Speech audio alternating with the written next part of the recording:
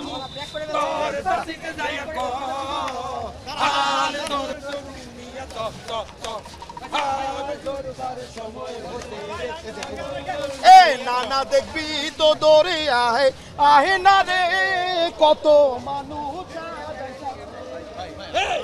নানা দেখবি তো দৌড়ে আহে আহে না রে কত আলহামদুলিল্লাহ আমাদের জীবনে এই প্রথম আমরা দেখলাম এত সুন্দর এবং সাবলীলভাবে এত সুন্দর একটা অনুষ্ঠান হইতে। ধন্যবাদ জানাই ইউনূস সরকারকে, তারা এত সুন্দর একটা আয়োজন করে আমাদেরকে এত সুন্দর আনন্দঘন মুহূর্ত উপভোগ করার দেওয়ার জন্য। আর হাসিনা আপার কথা বলতে চাই, উনি তো আমাদেরকে অনেক জুলুম নির্যাতন করে আমাদের দেশটাকে একবারে খেয়ে পুটে চেটে চুটে একবারে শেষ করে দিয়েছে। তো আপার ক্ষেত্রে আপনি সতর্ক করে দিতে চাই, আপা আপনি চট করে ঢুকে পড়েন না, তাইলে কিন্তু কৃষক জনতা আপনাকে ছাড়বে না।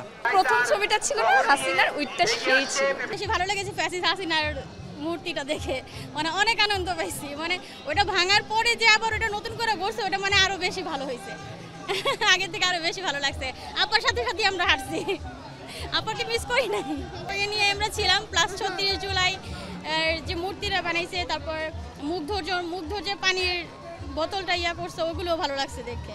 মানে আমরা কারো ভুলি নাই, এটাই মানে ভালো লাগছে যে বাংলাদেশের মানুষ এগুলি যে মনে রাখছে। ৩৬ জুলাইটা আমরা কখনোই ভুলবো না।